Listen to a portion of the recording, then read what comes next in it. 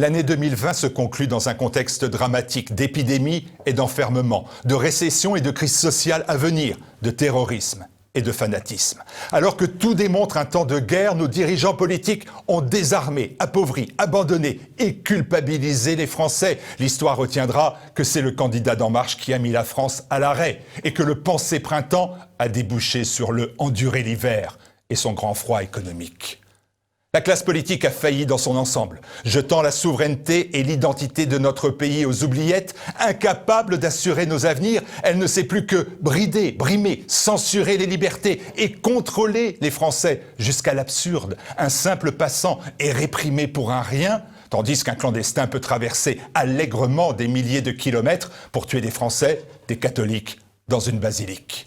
Pour retrouver nos libertés, frappons plus fort. Et commençons par déboulonner ceux qui ont détruit sciemment, consciencieusement, méthodiquement notre nation. Et mettons constamment en avant ceux qui défendent l'esprit français et la civilisation européenne. C'est vital pour notre pays et c'est ce que fait, avec un succès croissant, TV Liberté depuis bientôt 7 ans. C'est votre don qui va permettre de poursuivre et d'amplifier cette mission.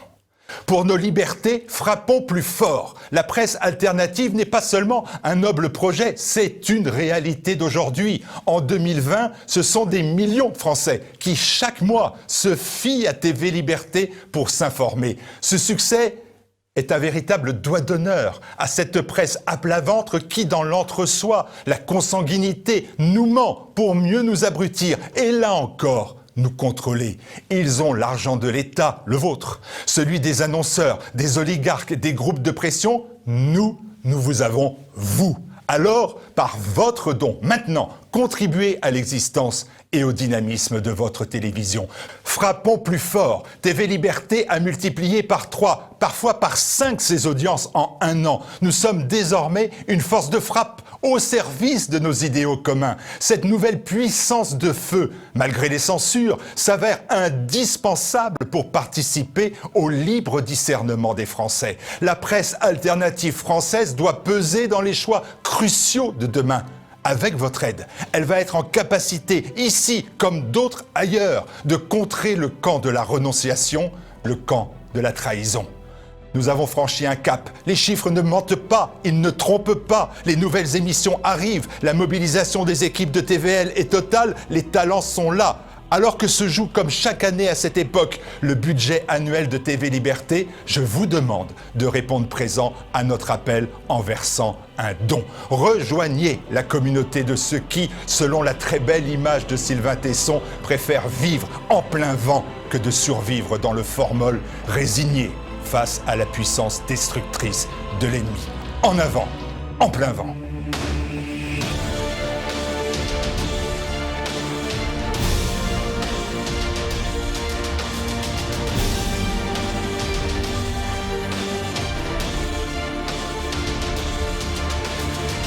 Frappons plus fort.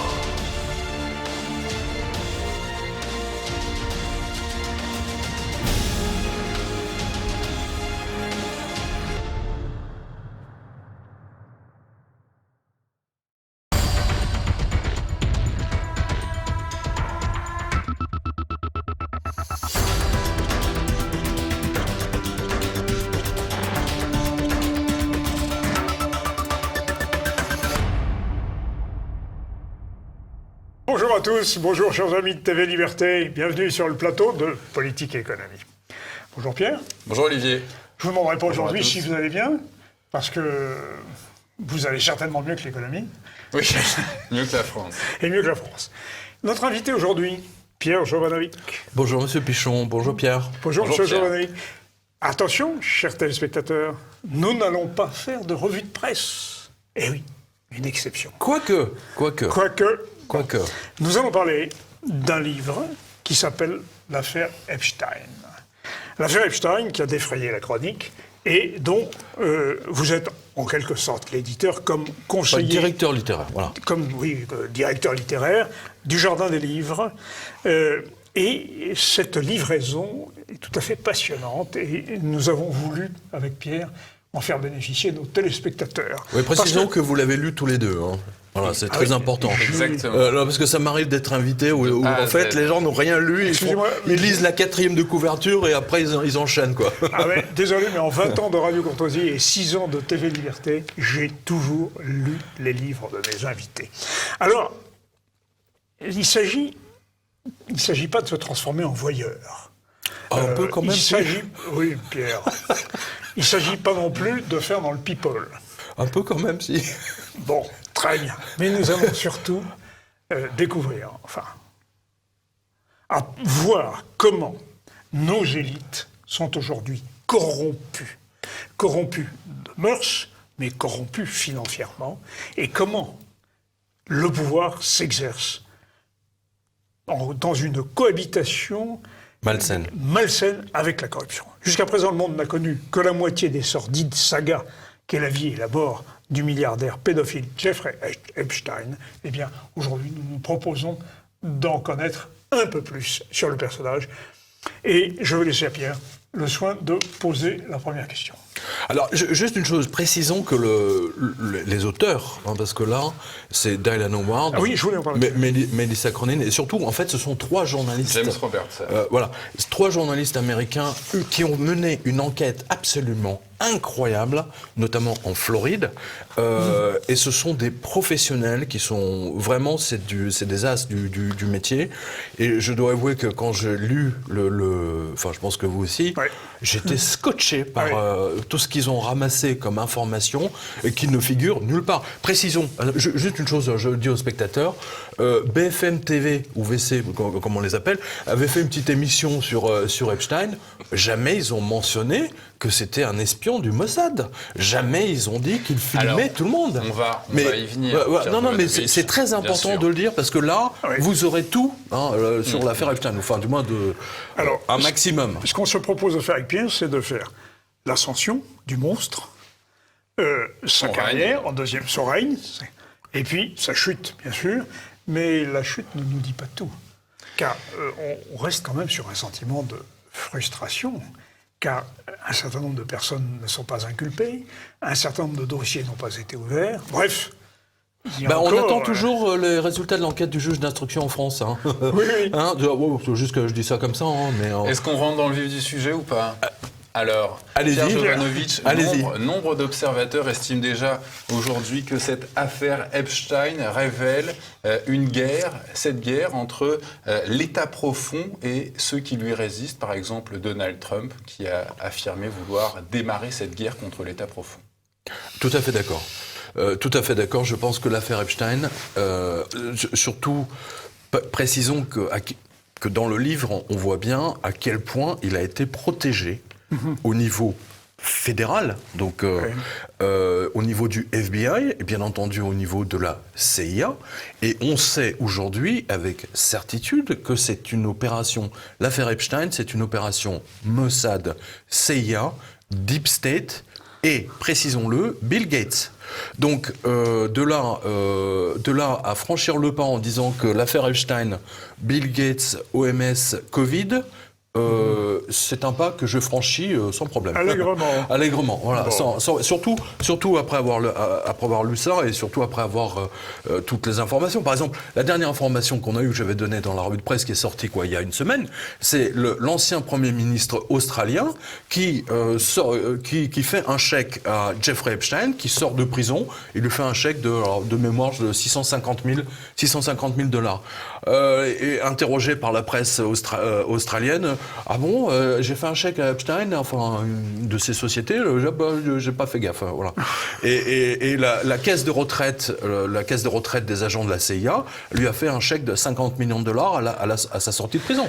Bon, alors, donc là, on va prendre les choses un peu chronologiquement, Pierre Jovanovic. Comment Epstein passe de professeur de mathématiques, sans diplôme d'ailleurs, à star de Wall Street et de la jet-set américaine ?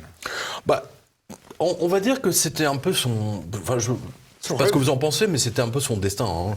C'est-à-dire qu'en fait, il semblerait que il a fait... comment dire ? D'abord, il a fait chanter un certain nombre de personnes. Oui, Et c'était son industrie. Voilà, c'était son industrie. Mais avant ça, il sortait avec une fille dont le père l'a mis en contact avec le Wall Street, etc., qu'il a fait rentrer dans Wall Street, enfin dans une banque. Pas dans la rue, non. Où il n'a pas spécialement évolué, mais pendant sa position dans la banque, il a permis, là, du coup, il a fait la connaissance de tout un tas de gens Ace extrêmement riches. Greenberg, Steven Offenberg. Voilà. Donc, toute une... Il avait commencé à la Bernstein, à la Oui. Bernstein, Oui. qui fera faillite. qui a fait faillite, voilà, c'est ça. Qui fera en une 2008. faillite retentissante qui était à la base de À la l'origine manipulation du cours de l'or et de l'argent. Voilà, exactement. Non, mais Donc, c'est terrifiant ce qu'il Il a. a fréquenté du beau monde, quoi.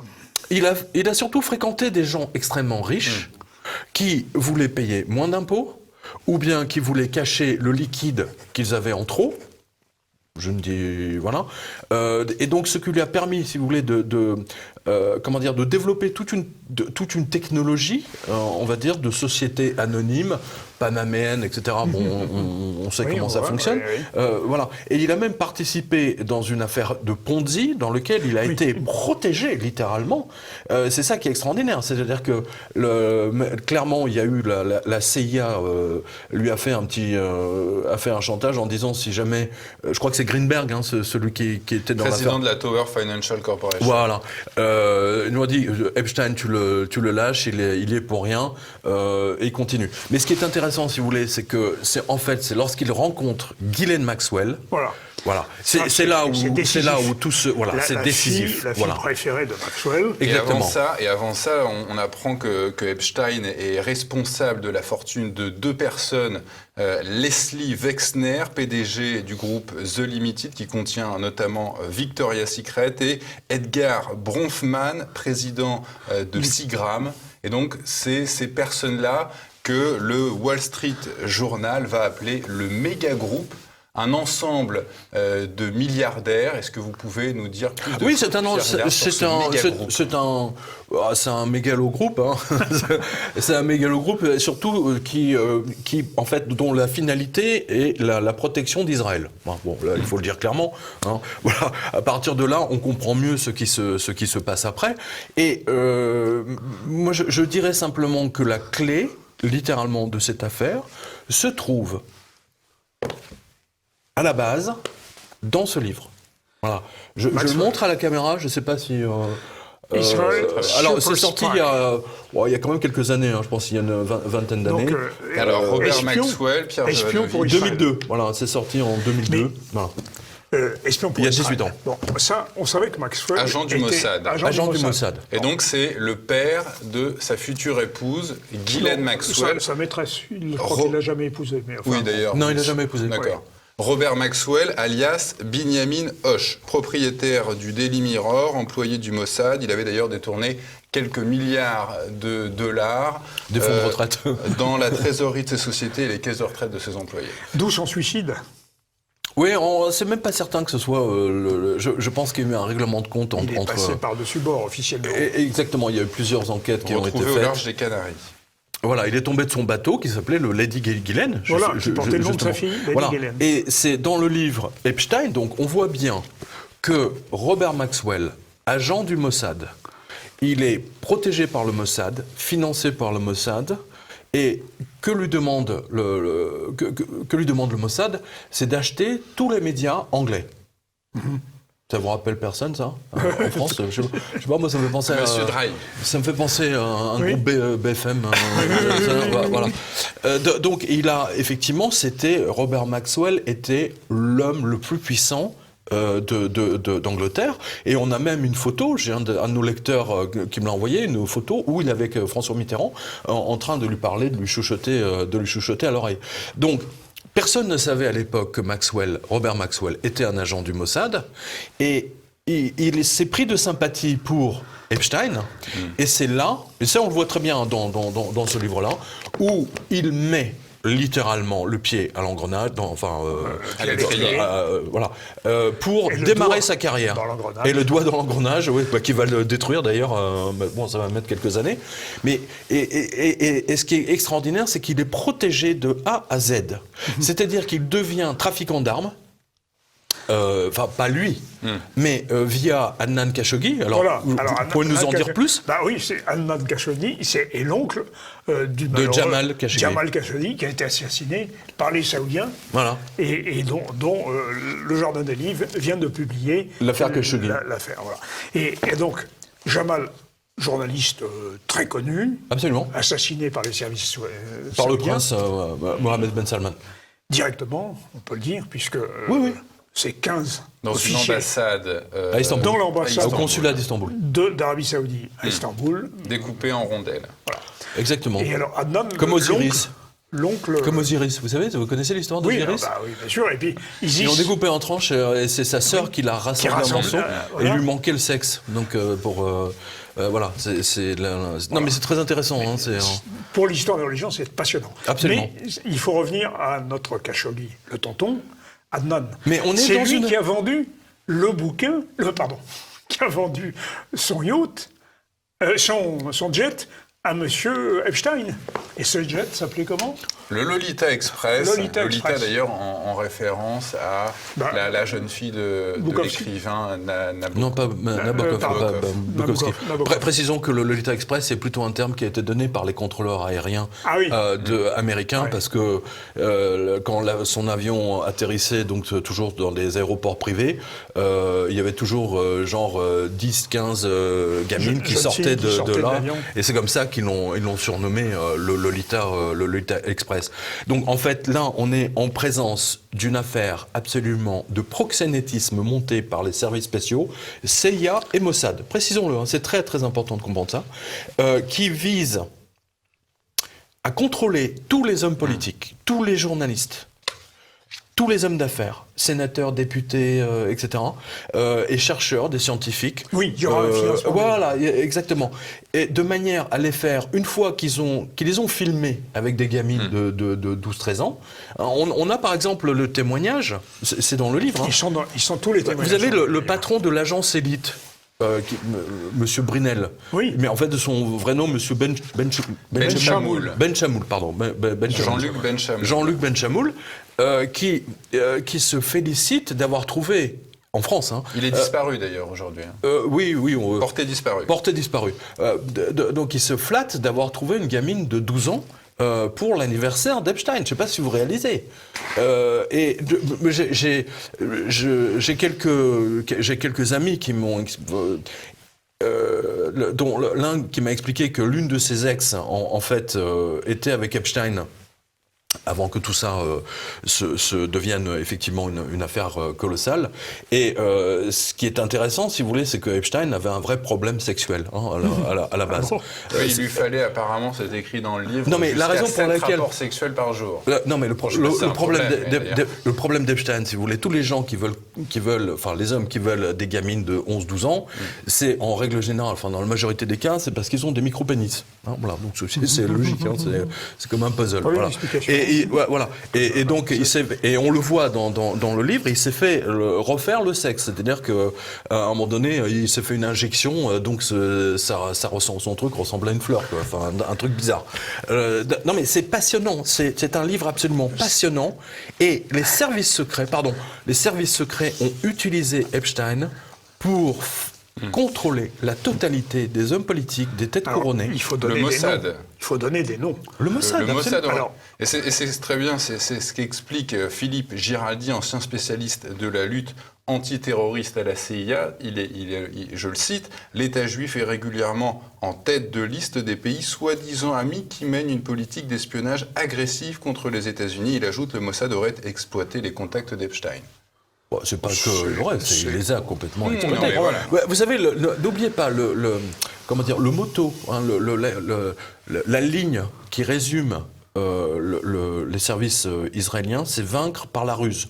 Et ça vient d'ailleurs de je ne sais plus quel livre de l'Ancien Testament. C'est vaincre par la ruse. Hein, c'est la ruse. Et là, c'est l'une des plus grandes ruses jamais observées. Alors justement, il faut c'est quand même extraordinaire. rappeler pour nos téléspectateurs que les investigations ont permis de découvrir des stocks considérable de photos, de vidéos, dont certains dossiers ne sont pas encore ouverts d'ailleurs, et dont certaines sont parties à Moscou, avec un policier de Palm Beach, en Floride, qui a emmené tout ça avec lui, de telle sorte... C'est son assurance vie ? Voilà. Et Moscou peut à tout moment sortir sur tel ou tel homme politique, telle vidéo compromettante. Parce qu'on n'a pas cité des noms. Il faut quand même peut-être couronner... Est-ce que c'est peut-être le moment de faire une pause pour, dans une deuxième partie, évoquer le règne d'Epstein ? Attends, voilà. je possède le Black Book, l'agenda d'Epstein, avec tous les numéros de téléphone. J'en ai scotché quelques-uns là, quand je leur ai donné le numéro de téléphone de tête couronnée. Ce qui est absolument fascinant, c'est qu'en fait, Epstein les attirait en disant qu'il avait des connexions, il avait un budget illimité, et on va finir là-dessus pour cette première partie. C'est comme ça que maintenant le Mossad, et les Américains d'ailleurs, tiennent les Anglais. C'est-à-dire qu'ils ont tellement de vidéos sur le prince Andrew. La noblesse anglaise. Oui. Voilà. Le prince Andrew, je veux dire, l'Angleterre ne peut pas bouger. Hein, bien entendu, parce qu'ils peuvent faire sortir les vidéos quand ils veulent et où ils veulent. Le prince Andrew qui avait une liaison avec Virginia Roberts, à l'époque 17 ans, esclave sexuelle. Voilà, parce que en fait, comment Epstein et Ghislaine Maxwell recrutaient les gamines, c'était majoritairement des gamines qui étaient en fugue, qui étaient dans des situations difficiles, droguées, etc. Et donc, leur manière de faire, c'était je vais te payer des études, tu vas aller faire un stage de masseuse. Un stage de masseuse en Thaïlande, toi tu vas faire des études d'art à Rome, toi tu vas étudier la cuisine à Paris, etc. Et donc c'était du donnant-donnant sans... c'était de la prostitution. Et au début, ils payaient toujours $200, 200 $. C'est comme ça qu'ils les recrutaient. Et avec des techniques de tests psychologiques, des questions qu'ils posaient, etc., ils pouvaient voir si le couple arriverait à manipuler la gamine ou pas. Voilà. Et je peux vous dire que dans le Black Book d'Epstein que je possède, avec tous les numéros de téléphone, je précise, et puis alors, je peux vous dire que dans le Gotha parisien, il y en a un paquet. Oui. Non mais il y en a, c'est colossal. Dont un certain nombre de patrons de groupes de presse. Hein. Voilà. Donc on comprend maintenant mieux pourquoi cette affaire Epstein n'a absolument pas été traitée. Et surtout, quand vous regardez la série Netflix, nulle part il est mention que c'est un espion du Mossad. C'est quand même, il faut le dire. Tout est basé pour le chantage, la prostitution. D'ailleurs, le livre l'explique bien. Hein, espionnage, prostitution, esclavage, mensonge, chantage. Voilà. Il les a tous filmés. Tous. Dans toutes ces maisons, il y avait des caméras installées. Alors, bien entendu, le Mossad sait faire. Hein. La CIA a aussi installé des caméras, des micro-caméras pour filmer et ensuite pour faire chanter. Et c'est comme ça qu'ils tiennent Bill Gates. Voilà. Alors, on va faire une pause et puis on va revenir sur les turpitudes de notre héros du jour, si je puis dire, Monsieur Epstein. Alors, nous allons continuer nos investigations en compagnie de Pierre Javalik. Et je cite le livre Harry Ben Menache, ancien espion israélien présumé officier traitant de Robert Maxwell. Bon. Déjà là, on est dans le bain là, si j'ose dire. Le Maxwell qui était le mentor évidemment. Voilà, le grand espion du Mossad qui a eu des funérailles nationales, précisons-le. Oui, avec le héros président national et le Premier ministre de l'époque. Et tous les patrons et anciens patrons du Mossad. Alors, au-dessus, c'est le soleil. Notre Robert Maxwell a déclaré à propos d'Epstein, notre Harry Ben Menache, Maxwell nous l'a présenté et a voulu que nous l'acceptions comme membre de notre groupe. Ah ben voilà. Voilà. Mais non. C'est curieux, BFM ne vous en a pas parlé. Non, c'est bizarre. Mais c'est d'ailleurs pour ça que nous en parlons. Alors, moi, ce qui m'intéresse, c'est de comprendre. Cet homme, Epstein, on ne sait pas quelle est son activité professionnelle. Et il regorge de dollars. 500 millions, une fortune personnelle estimée à 500 millions de dollars. Donc, en réalité, il est payé pour faire ce qu'il fait. C'est-à-dire que c'est 1 million la vidéo. Voilà. Tenez, regardez. La police new-yorkaise, donc Là, je vous laissais à l'ouverture. Hein. Il y avait en effet un coffre-fort que la police a ouvert après la deuxième arrestation d'Epstein. Et il y a découvert des milliers de photos et vidéos à caractère sexuel de personnes qui ne se doutaient de rien. Donc c'est ça son industrie, en quelque sorte. Exactement, c'est ça. C'est ça qui lui rapporte. Voilà, regardez. Je suis entré dans la résidence et j'ai découvert 2 caméras secrètes, donc, et bien cachées. La première était dissimulée derrière une horloge murale située dans la zone garage. C'était en juillet 2019. Voilà, j'ai remonté le fil et retiré le câble avant de débrancher la caméra. L'autre caméra se trouvait cachée dans une horloge placée à côté du bureau d'Epstein. Voilà. Ils ont et c'est également, partout, le partout. FBI a retrouvé à l'occasion de cette perquisition le tableau de l'ancien président Bill Clinton habillé en robe bleue avec des talons. Exactement. C'est original, hein, comme... en fait, ce tableau voudrait dire qu'en fait, que Bill Clinton aime bien s'habiller en femme, quoi. C'est un peu l'idée, quoi, que ce tableau envoie. Bill Clinton, qui avait d'ailleurs été a pris en photo avec une jeune masseuse du nom de Shonta Davis. Les journalistes qui ont fait cette enquête affirment que Bill Clinton aurait réalisé 27 voyages à bord du Lolita Express en compagnie de Jeffrey Epstein. Oui, il tient... voilà, on voit bien que les services, enfin notamment le Mossad, tient non seulement l'ancien patron comment dire, l'ancien président des États-Unis, mais surtout tient également Bill Gates, l'homme le plus riche du monde, qui a pris le contrôle de l'Organisation mondiale de la santé. Mais quel était Pierre Jovanovic? Et c'est celui qui veut nous vacciner tous, hein, je rappelle. Non, mais voilà. Pour la CIA d'avoir des pièces compromettantes contre un président américain, un ancien président américain. Écoutez, moi, personnellement, je n'en sais strictement rien, mais manifestement, en tout cas, Bill Clinton, lui, trouvait son compte, hein, c'est une évidence. Je pense que Bill Clinton... enfin, si, je connais l'histoire parce qu'en fait, Bill Clinton était tombé amoureux de Ghislaine Maxwell. Il y a une véritable histoire d'amour entre eux. Ceci vous explique pourquoi il a pris l'avion aussi souvent accompagné d'Epstein. Et étant donné qu'il est marié avec Hillary Clinton, bon, il pouvait... voilà. Enfin, il y avait aussi... C'est un peu, vous savez, comme Zeus et Hera, ouais, Zeus qui se taille à l'autre bout du monde et Hera, la Hillary Clinton qui fait des crises de jalousie. Donc ceci explique cela. Il y avait le problème aussi de Monica Lewinsky. Oui, mais c'est secondaire. Non, c'était probablement aussi un moyen de faire pression sur le président des États-Unis. Non, je pense que non. Non, parce que là, c'est vieux. L'affaire Lewinsky, c'était déjà... c'était à la Maison-Blanche même, précisons-le. Revenons à notre personnage. Il possède des maisons un peu partout dans le monde. Il en possède aux Caraïbes, il a un ranch dans le Nouveau-Mexique, il a une résidence à Palm Beach, en Floride, et puis il a un manoir en plein cœur de New York. Et un appartement à Paris, avenue Foch, de plus de 200 mètres carrés. Voilà. Et partout, des caméras, partout des escaliers secrets, partout des pièces dérobées. Il y a quelque chose de pervers quand même dans tout ça, quelque chose de tordu, de malsain, de répugnant. C'est typique des services secrets. Ah oui. C'est typique des services secrets. Vous savez, il y a un très bon film qui est sorti il y a à peu près, je sais pas, 4-5 ans. C'est un film anglais sur ce qu'on appelle les hirondelles russes. Ce que les Anglais appellent des honeypots. Je me tiens de la traduction. Oui, mais justement. Et c'est la formation des agents, des femmes russes pour devenir des agents du KGB, FSB, peu importe, de manière à manipuler, à amener un homme, etc., à livrer tous les secrets dont ils ont besoin. Donc c'est quelque chose de vieux comme le monde. Hein. Oui, mais c'est une figure un petit peu emblématique de l'espionnage sur l'oreiller. Est-ce que c'est pas... Mata Hari, hein, c'est pas... Excusez-moi, c'est français, hein, Mata Hari. Hein. C'est franco, c'est very French. Hein. Oui, very French. Oui. Et alors, justement, parmi les idées un peu perverses de M. Epstein, dans son ranch au Nouveau-Mexique, il avait, on l'apprend dans dans ce livre que vous éditez, Pierre Jovanovic, qui voulait un ranch pour bébés qui devait être alimenté par le sperme des lauréats du prix Nobel.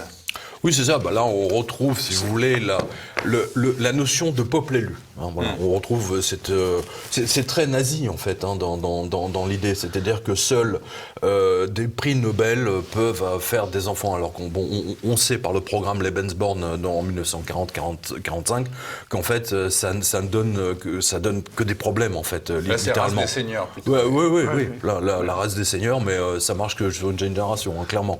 Et Epstein voulait repeupler le monde. C'est pour vous dire à quel point de mégalomanie il est arrivé. Il voulait repeupler le monde avec ses enfants à lui. Oui. C'est-à-dire, voilà, donc il en était arrivé là. C'est-à-dire qu'il avait tellement d'argent, c'est 1 million par vidéo, il en avait des dizaines et des dizaines de milliers. Mais en fait, il avait une ligne de crédit infinie puisqu'il avait l'aide de ces milliardaires qui lui finançaient ses opérations et sa vie et pour acheter à tel endroit. Mais le patron de Virginia Secret, qui est homosexuel, précisons-le, et d'après ce que j'ai compris, c'est-à-dire qu'en fait, Leslie Epstein Wexner était aussi l'amant de Leslie Wexner. Là, vous comprenez mieux pourquoi. C'est-à-dire que Leslie Wexner, c'est un peu comme tous les homos milliardaires qui, pour remercier leurs amants, leur donnent une voiture, un yacht, etc. Hein, voilà. Et donc Epstein a bénéficié de cadeaux somptueux, dont la maison à New York. Le fameux manoir qu'il a... Oui, c'est une typique, voilà, c'est une espèce de manoir qui est américain, rempli lui aussi de caméras cachées de partout. C'est tout à fait étonnant. Et là, on est en présence, si vous voulez, comment dire, J'en ai discuté avec un membre des services français. Et il m'a dit une chose absolument stupéfiante. Il m'a dit... Mais vous savez, je ne suis même pas certain qu'à la DCRI ou même à la DGSE, ils se soient intéressés à cette affaire, parce que tout ce qui est histoire de fesses, ça ne leur parle pas. Ils sont tellement omnibulés par l'islamisme, les attentats etc., que du coup, ils ne se sont pas du tout préoccupés. Ce qui fait que Epstein a pu agir pendant des dizaines d'années en France, à filmer tout le monde. Et manifestement, sous le... On aimerait quand même... Sans que les autorités françaises... avoir des noms. D'ailleurs, l'enquête n'a pas avancé d'un cheveu. Il a fait ça en Angleterre, il a fait ça en Italie, et surtout partout aux États-Unis avec les têtes couronnées. Véritablement. C'est-à-dire que pour contrôler chaque tête couronnée, il faisait des chèques, ou bien alors c'est toujours des dons à des œuvres de bienfaisance, parce que vous remarquerez que tous ces gens très riches, ils ont toujours des œuvres de bienfaisance. Ah ben, on en voit plein. Ils ne le redonnent jamais. Hein, c'est juste un détournement de fonds, tout simplement. Oui. On en voit en effet beaucoup qui bénéficient des dons d'Epstein, y compris d'ailleurs une association qui était présidée par le cardinal pédophile de New York. Oui, bah, c'est normal, là. Se retrouve, c'est un club fermé. Hein. C'est un club fermé. Oui. Cela nous aurait franchement étonné si le cardinal de New York n'était pas dans le coup. Mais alors, il y a aussi des hommes politiques qui se font piéger, parce qu'ils vont dans ces associations, ils président une petite fête locale. On ne connaît pas la suite, évidemment, mais je pense qu'on n'a pas cité assez de noms. Bon, on a cité Bill Clinton, on a cité... il y a Harvey Weinstein aussi. Weinstein, notamment. On ne s'étonne pas tellement de le trouver là non plus. Non, mais moi, ce qui me chagrine le plus, c'est que, on le sait à travers ce livre, que, je veux dire, tout ce qui compte dans les médias, entre guillemets, à Paris, est passé, et même en Belgique, est passé dans son appartement avenue Foch. Voilà. D'accord.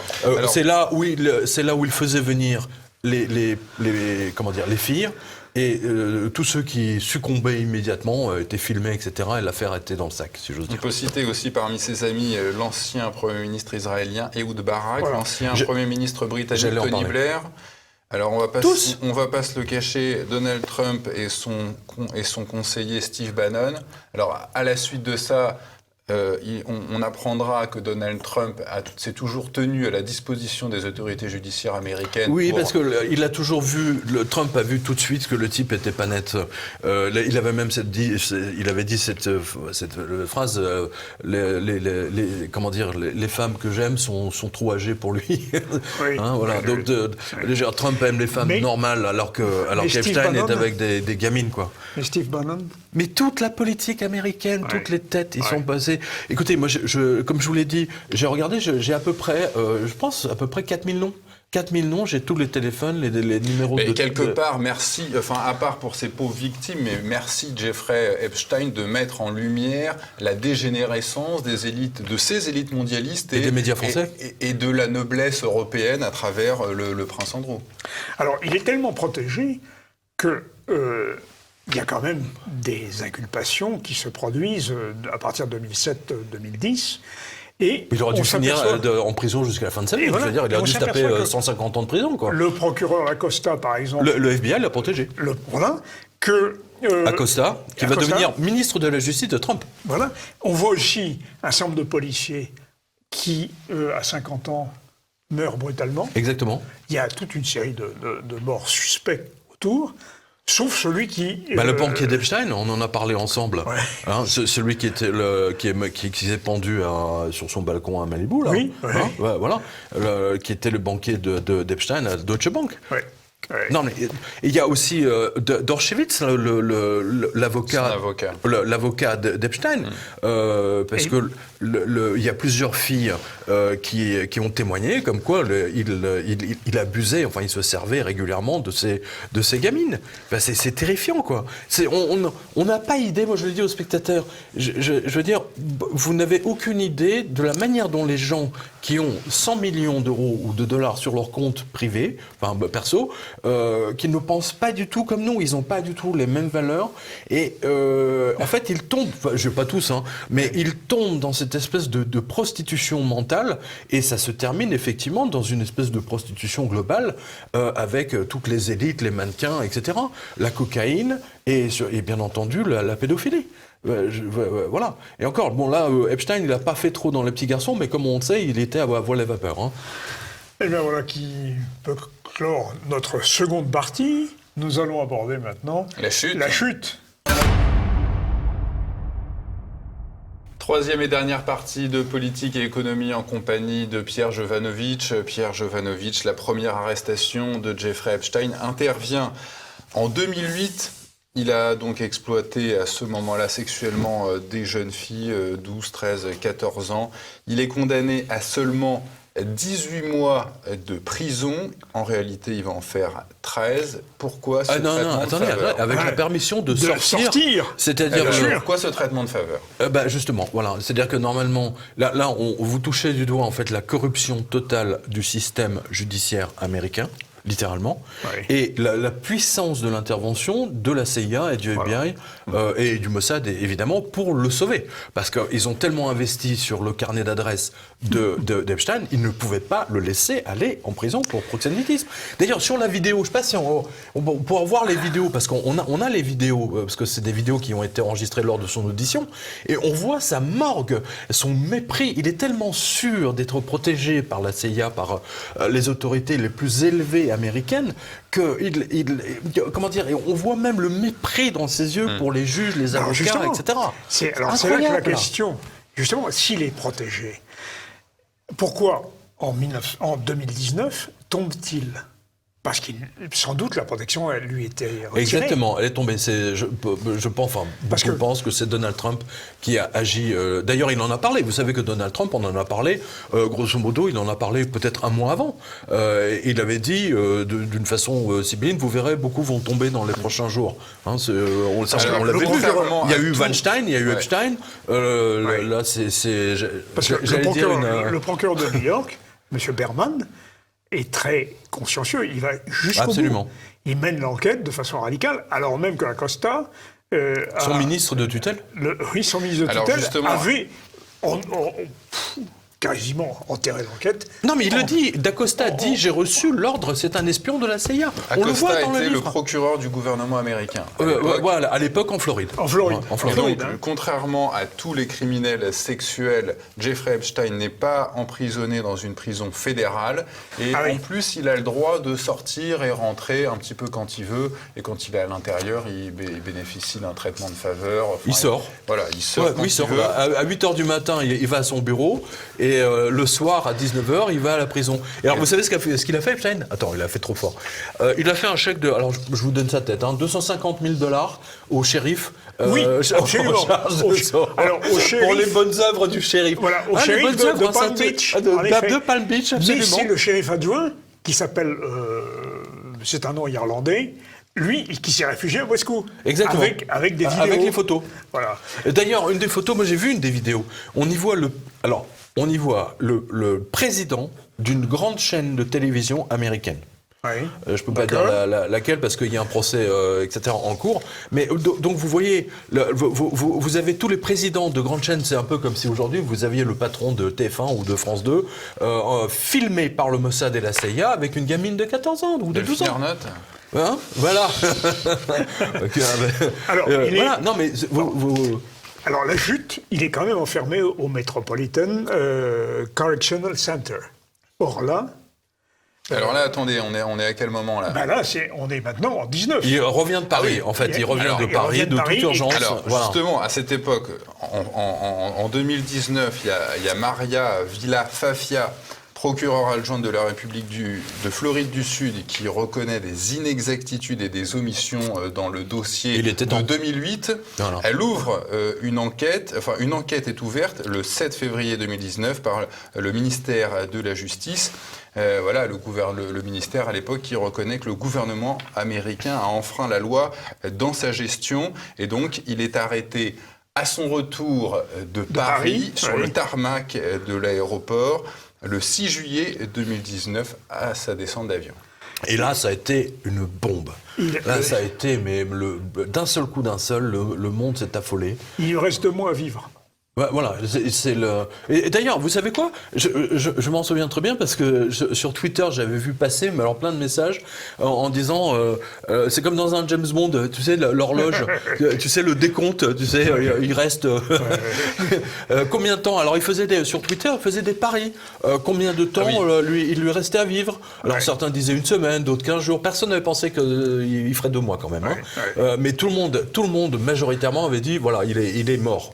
On va le retrouver mouru. Mais il est quand même assez sûr. Il est quand même assez sûr de lui puisqu'il plaide non coupable. Mais parce qu'il est certain de la protection de la CIA. Et je l'ai déjà dit. Pourquoi on sait que la CIA est dans le coup? Pour la raison très simple, c'est que Ghislaine Maxwell, qui est éclaboussée, bien entendu, par le scandale, que les victimes accusent effectivement aussi de proxénétisme, elle fait passer une photo, donc ça c'était au mois d'août ou au mois de septembre 2019, où elle pose sur une terrasse de café avec un livre. Oui. On va voir la photo derrière nous. C'est plein de messages. Et en fait, le livre, c'est un livre code qui dit « Je travaille pour la CIA, je suis abandonné, sans la centrale, j'ai plus les moyens de me défendre. » C'est un message envoyé à tous les espions, à tous les spécialistes. Voilà, le message était on ne peut plus clair. Et c'est pour ça qu'elle a pu se balader pendant 2 ans. Les responsables à la CIA et au Mossad ne savaient plus trop comment gérer l'affaire parce que là, ça leur a explosé la figure. C'est un feu d'artifice médiatique. Et à un moment donné, vous pouvez écraser ces affaires, mais à un moment donné, trop c'est trop. Voilà. Trop c'est trop. Voilà. Et surtout l'affaire Andrew, du prince Andrew. Là, ça a été terrifiant. Mais Andrew, et d'ailleurs, on l'a vu, maintenant il est mort. Hein, il est mort, je veux dire médiatiquement, socialement. Politiquement. Voilà, même la reine ne veut plus en entendre parler.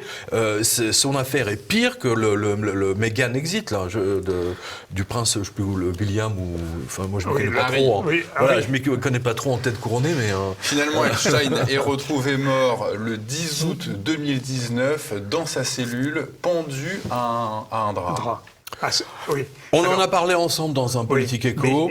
C'est le même scénario que l'assassinat du banquier de la Montepaschi à Sienne. Exactement le même. Qui est défenestré, lui. Oui, mais justement, c'est le corps qui a été défenestré. Là, vous avez, comme dans la prison à New York et comme dans la banque Montepaschi, vous avez des centaines et des centaines de caméras. Les mecs sont surveillés jour et nuit, 24 heures sur 24. Comme par hasard, ce jour-là, les caméras tombent en panne. Comme par hasard, les surveillants de prison se sont endormis. Exact. Pareil, c'est le même cas. Mais attendez, il y a un petit détail. Moi, j'aime bien les petits détails comme ça. Il y a eu un procès intenté contre les gardiens de prison, justement, qui étaient censés être éveillés et avoir l'œil, c'est le cas de le dire, sur Epstein. Et donc, figurez-vous que le juge a demandé une caution. Et c'est le syndicat des gardiens de prison qui a sorti, alors je vous donne sa tête, 200 ou 300 000 $ de caution, comme ça, d'un coup. Et puis il y a autre chose. Non mais attends, non mais c'est beau. Non mais c'est beau, c'est il y a surtout le fait qu'il a été mis en cellule anti-suicide pendant une semaine. Non mais la première fois ils l'ont mis dans une cellule avec un serial killer. Oui. Nicolas, un ancien policier retraité, Nicolas Tartaglione. Le Tartaglione. Avec le nom déjà, là, c'est pas terrible. Un Hercule qui aurait pu l'étrangler 10 fois. Oui, exactement. Mais, alors il le soustrait à ce compagnonnage, mais ils s'entendaient bien apparemment. Oui. Ils le mettent dans une cellule anti-suicide, et puis au bout de 8 jours, ils le retirent. Et c'est là qu'il se suicide, entre guillemets, ou qu'il est suicidé. Oui, qui s'est pendu, effectivement. Donc, tous les examens. Alors, s'il était suicidaire, pourquoi est-ce qu'on l'a laissé tout seul? Non, mais ça colle pas, de toute façon. Colle pas. Rien ne colle. Surtout, attendez, le diable est dans les détails. Attention. Ouais. Il a légué toute sa fortune 2 jours avant. Oui. 2 jours avant ou 3 jours avant. Il a rempli tous les documents. Pas exactement. Il l'a pas légué, il l'a gelé pour que. Oui, ou gelé, peu importe. Il a fait une fiduciaire. Voilà. Pour que les victimes ne puissent pas se situer en ayant droit sur sa fortune. Et savez-vous qui est parce que qui est l'exécuteur testamentaire? Non. Voilà, parce que si, il en a mis plusieurs justement. Voilà, il en a mis plusieurs. Et il dit, alors Epstein dit, si jamais un tel refuse, et si un tel refuse, alors en dernier recours, c'est le bras droit de Bill Gates. Mm-hmm. J'ai dit quelque chose là Il y a un ange qui est passé là en tenue de sanitaire avec un masque. Un ange passe. Un ange passe. Non mais c'est drôle. Vous la couperez pas. Hein. Et donc autre réalité qui pourrait laisser penser que Epstein a été assassiné, il y a cette fracture de l'hyoïde qui est un os en forme de U à l'intérieur de la gorge qui est typique de l'assassinat par strangulation. Ouais, vous savez, c'est exactement comme David Rossi qui paraît-il, s'est suicidé en se jetant de la fenêtre. Oui. Et puis les caméras ont enregistré que 10 minutes après sa chute, sa montre a suivi le même trajet. Oui. C'est-à-dire sa montre, d'un seul coup, s'est réveillée, et elle a dit, moi aussi, je saute par la fenêtre, je vais tuer le temps. Rappelez, la Montepaschi. Et voilà. Banque italienne. Banque italienne. Voilà, vous retrouvez l'enquête. On a déjà parlé, mais c'est important parce que c'est le même scénario à la virgule près. Et c'est remarquable. Seul un grand service peut faire ça. Seul des grands services d'espionnage peuvent faire ça. C'est ce que les journalistes expliquent. Je les cite. Les murs de cette prison ne font pas le poids face à une équipe du FSB, donc les services de renseignement russes, ou du Mossad israélien. Et surtout de la CIA. Vous n'avez pas besoin de à domicile. Ils sont à domicile. Attends, ils jouent chez eux. Ouais, bien sûr. Et puis, ils jouent à domicile, les mecs. Ils n'ont pas besoin d'aller jouer à Tel Aviv, quoi. Et même son avocat, l'avocat d'Epstein, ne croit pas au suicide. Mais personne ne croit au suicide. Ouais. Mais personne. Tout le monde sait très bien qu'il est mort. Et d'ailleurs, Ghislaine Maxwell, les paris sont ouverts sur Ghislaine Maxwell. Mais là, ça ferait un peu trop. Là, elle a été arrêtée en juillet dernier, sur la côte est des États-Unis. Oui, alors qu'elle n'a pas arrêté de zigzaguer. Et le FBI la suivait, je savais parfaitement où elle était. Le Sun, ou le Daily Mail, avait même, à un moment donné, dit qu'elle était à Paris, pas très loin de l'ambassade israélienne. À 2 mètres, à l'avenue Matignon. L'ambassade israélienne, je vous rappelle, elle est... quelles sont les ambassades qui entourent l'Élysée ? Je demande aux spectateurs de réfléchir là-dessus. Vous avez l'ambassade de Grande-Bretagne, l'ambassade des États-Unis et l'ambassade d'Israël. Ça vous montre bien qui contrôle la France, quoi.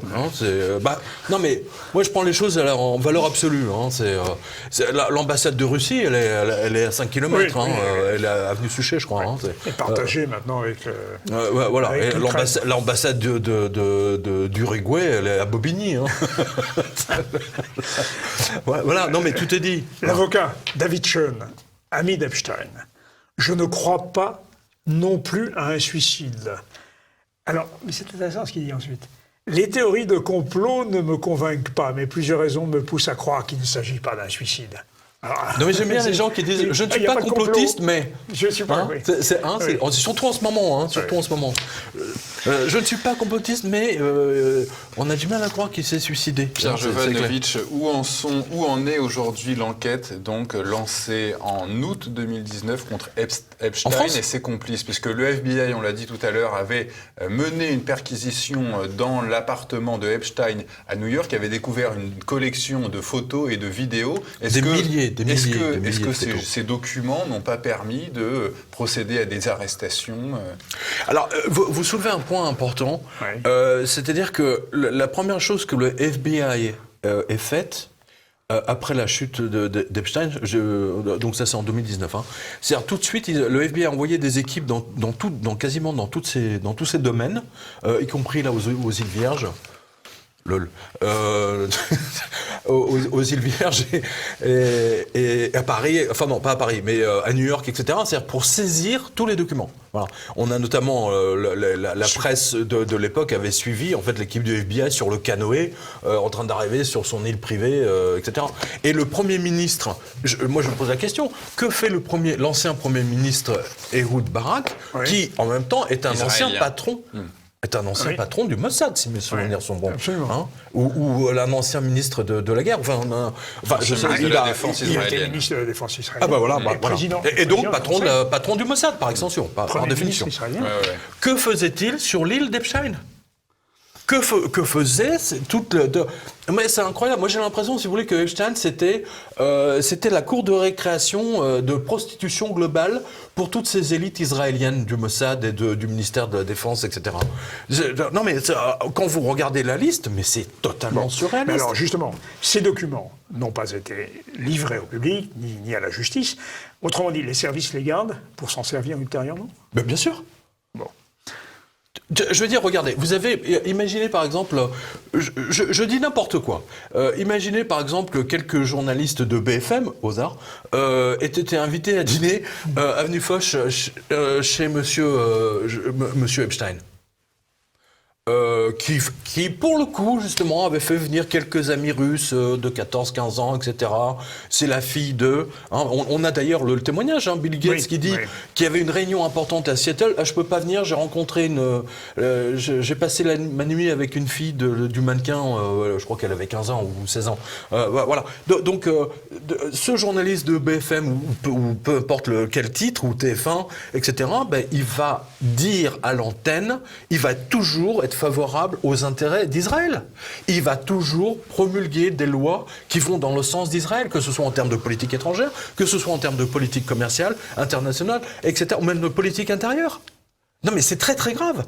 Je veux dire, tout le système médiatique français, aujourd'hui, on le voit bien. Je veux dire, on voit la manière dont ils ont abordé, ne serait-ce que ce pauvre Khashoggi, et surtout l'affaire Epstein. Oui.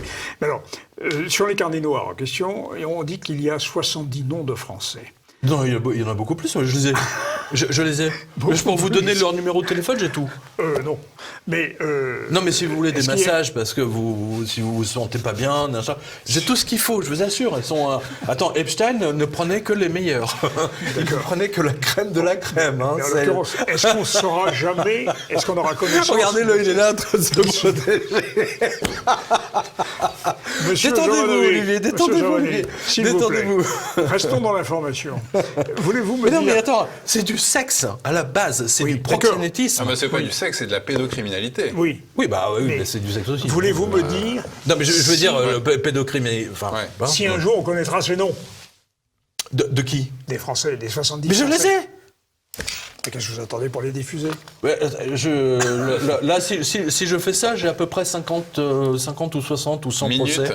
Pour repartir de France. Voilà, c'est ça. Vous ferez comme Dougan. Dougan, le flic de... Non, mais attendez, moi, j'ai pas les films. Attention, j'ai pas les films. J'ai tous les noms, les numéros de téléphone, etc. D'ailleurs, j'ai scotché quelqu'un, justement, qui j'ai dit, voilà, ça, c'est le numéro d'un tel, dont, écoutez bien, là, je fais un clin d'œil, Dimitri de Yougoslavie, donc le prince Dimitri de Yougoslavie, le roi de Yougoslavie, enfin Alexandre, je sais pas quoi, Alexandre 3, 4, 5, 6. Enfin bon, bref, il a toutes les couronnées, même des têtes aussi peu intéressantes que Alexandre de Yougoslavie, personne ne sait qui c'est, quoi. Je veux dire, attends, ces gens-là vendaient travaillait pour Madoff, tu ne crois pas? Oui, mais Madoff Non, mais était... c'est authentique. Spécialiste de Ponzi. Voilà, je viens de... Et Madoff était dans la même prison où a été Epstein. Hein. Il y avait El Chapo aussi. Oui, attends. El Chapo. Il y avait les Non, non, mais là, Et il y avait l'instigateur des attentats du World Trade Ah, Center. là, c'est le carnet rose là, que vous Ouais, faites. ouais, là. carrément. Le carnet Carrément. rose du métropolitain de prison. Alors, aujourd'hui, nous avons reçu le prince, machin, condamné à 150 ans pour 25 crimes, 30 assassinats, Oui, alors, il est temps de conclure, Pierre, mais trafic de drogue, escroquerie monumentale. je voudrais reprendre une phrase de nos auteurs, parce qu'il faut quand même leur rendre hommage. Hein. Ah oui, Dylan Howard. bah, Talan remarquable. Howard, Melissa Ouais. Cronin et James Robertson. Ces trois Américains, il faut le signaler, ces journalistes ne sont pas dans les mainstream. Hein. Ils sont justement en dehors du système médiatique américain. Or, ces trois journalistes nous disent en conclusion que finalement, c'est la norme. C'est le propre de tous les hommes politiques, de toutes les élites, que d'être à ce point corrompus. Ouais, mais pas à ce Qu'est-ce que point-là. vous en Sincèrement, je pensais. Enfin, Pierre, je sais pas ce que vous en pensez, mais je le voyais pas à ce niveau-là. Voilà, très sincèrement. Je le voyais pas à ce niveau-là. Et je n'aurais jamais imaginé, si vous voulez, un service secret s'abaisser à devenir un proxénète. Et de faire de la pédophilie. Mais manifestement, comme pour le Mossad, c'est la ruse qui est la chose la plus importante, on vaincra par la ruse, et bien effectivement, ils osent faire des choses que les autres ne font pas, tout simplement. Il faut aussi rappeler que Jeffrey Epstein, justement, faisait partie de ces cercles mondialistes comme la Trilatérale ou le CFR. Ah, absolument, il était dans tous les râteliers, lui. Partout, il finançait tout et n'importe quoi du moment qu'il pouvait contrôler les gens, Ouais. les amener, les inviter à dîner, Ouais. et là, crac. Mais il a beaucoup financé la science aussi, les laboratoires de recherche. Il était transhumaniste. Il était... Oui, il voulait faire cryogéniser sa tête et ça, son sexe. Vous nous l'avez dit, oui. Son sexe, effectivement, bah, c'est de la taille d'un domino, donc on peut le mettre dans une boîte d'allumettes. Monsieur Jovanovic, restons sérieux. Bah non, mais j'invente rien. Mais le mec était fou, quoi. Non, mais... Non, mais je sais pas si vous réalisez. Non, mais on parle de choses très graves, hein, mine de rien. Oui, mais vous en parlez, vous éclatez de rire sur ces choses très graves, monsieur Jovanovic. Non, mais ce qui me fait rire, si vous voulez, c'est la volonté d'Epstein, si vous voulez, de cryogéniser son sexe, quoi. Le mec est fou. À quoi ça sert de se cryogéniser le sexe si on n'a pas toute sa tête avec qui va avec? L'orgasme, il est dans la tête, il est pas là. Enfin bon, ça va ensemble, quoi. Et troisième voie qu'on n'a pas explorée, peut-être, Pierre Jovanovic, on a estimé que peut-être il s'était fait assassiner ou qu'il s'était suicidé, et peut-être aussi qu'il a été exfiltré. Alors, effectivement, il y a s'est plusieurs dit. personnes, ça s'est dit, Oui, mais On qu'il peut aurait envisager. exfiltré. On peut Il y a eu douter plusieurs de tout, photos. là. Oui, mais il y a des médecins légistes qui étaient là, qui ont constaté quand même. Mais les médecins, on les achète, non enfin, Ah non, mais là, attendez, ils ont fait venir un médecin spécialement pour... Qui a mis beaucoup de temps d'ailleurs à rendre ses conclusions. C'était pas Qui le n'a pas médecin. envoyé ses conclusions Pour à la Epstein, famille. C'est vrai, c'est ils vrai. ont le département de la justice a fait venir un autre médecin légiste. C'est pas les médecins habituels qui étaient là de permanence. Ils ont fait venir un mec spécialement juste pour lui. Déjà, c'est pas normal. Déjà, Oui, en c'est effet. absolument pas normal. Et il rend pas ses conclusions tout de suite, comme vous l'avez dit, Pierre, justement. C'est suspect. Il est mort. Ah bah Et- non, on se pose Et une la, question. quand même. famille n'a pas le rapport d'autopsie. Bah évidemment qu'ils l'ont pas. C'est un peu comme la mort de Boulin.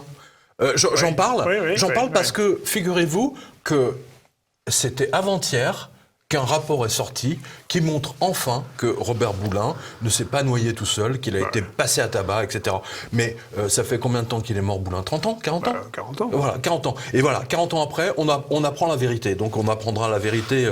Peut-être pour Epstein, on l'apprendra un peu plus tôt, je l'espère. Oui. Parce qu'il y a beaucoup de gens, il y a beaucoup de victimes, et les avocats font un travail absolument énorme d'enquête, d'investigation, et il y a beaucoup de gens qui vont tomber, hein, là. Parce que Ghislaine Maxwell, elle aussi, elle était à voile et vapeur, elle était comme Epstein. c'était Elle adorait les gamines. Et puis c'était la mère Macrel, en fait. Oui, c'était la mère. Elle Mais c'était sa rabattait. supérieure hiérarchique aussi. Hein. C'est la supérieure hiérarchique d'Epstein. Oui, hein. oui, oui. Elle, intellectuellement, c'est autre chose qu'Epstein. Hein. Également employé du Mossad, Ghislaine Maxwell.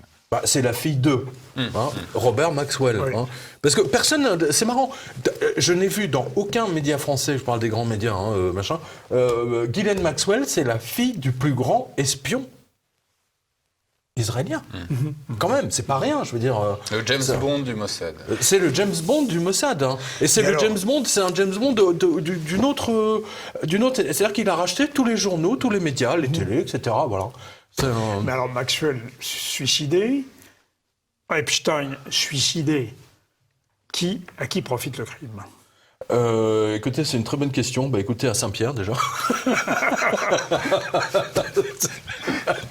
Déjà, hein, il a du travail à accueillir tous ces escrocs, là, tous ces sûr espions. que ce soit lui qui les accueille. Oui, non, mais c'est lui qui les redirige, on va dire, qui les aiguille. À qui profite le crime ? Non, là, on voit, dans l'affaire Robert Maxwell, il y a eu des règlements de compte. Beaucoup pensent, effectivement, que c'est un James Bond, c'est un 007, effectivement, qui s'est débarrassé de Robert Maxwell pour se venger d'un certain nombre de choses qui n'allaient plus. Les Anglais ne pouvaient plus supporter de voir un espion du Mossad prendre le contrôle de tous les médias anglais. C'est le MI6 ? Oui. C'est le MI6 Oui, le 6, oui. Parce que le 5, c'est le contre-espionnage. Voilà. MI6. Ouais. Voilà, donc c'est bien un 007 qui est venu... voilà, j'ai dit, ceux qui veulent, c'est un livre qui a 20 ans, hein, mais qui est vraiment très intéressant. C'est d'ailleurs Gérard Devilliers, on a fait un livre aussi, hein, sur, je crois que c'est un SAS qui se passe aux Canaries, où il raconte, où il parle d'un gros milliardaire qui est complètement qui est en surpoids, etc. 140 kilos à la fin de sa vie. 140 kilos, voilà. C'est pour ça qu'on dit qu'il est passé par-dessus la balustrade de son yacht. C'est ça. Oui, mais enfin bon, c'était quand même un marin, je veux dire, même quand vous pesez 140 kilos, vous avez le sens de l'équilibre, surtout sur un bateau, quoi. Hein, voilà. C'est j'ai lu tous les papiers de l'époque concernant l'assassinat de Robert Maxwell. Il porte des traces exactement comme Boulin. Hein, voilà. C'est ce qu'on a. Oui, il y a même Paris Match, les journalistes de Paris Match, on avait fait des tartines à l'époque. Et ils faisaient 4-5 pages, 6 pages, hein, spécial Maxwell. Hein, et puis il y avait de la profondeur, là. Tandis que pour Boulin, il y avait 20 cm d'eau. Oui, bien vu. Là, oui, au Canaries, île Canaries, ouais, il y a de l'océan, quoi. Voilà. Le pauvre Boulin, franchement, c'est un homme remarquable et vraiment remarquable. Enfin bon, paix à son âme. Qui était son concurrent ? C'est la question qu'il faut poser. Bah, évidemment. C'était Chirac. D'ailleurs, plusieurs... l'affaire Boulin, c'est autre chose, mais il y a certains, si vous voulez, qui sont morts il n'y a pas très longtemps, à mon avis, qui vont être aussi aiguillonnés en bas, là. Aiguillés, simplement, parce qu'aiguillonnés, c'est fini.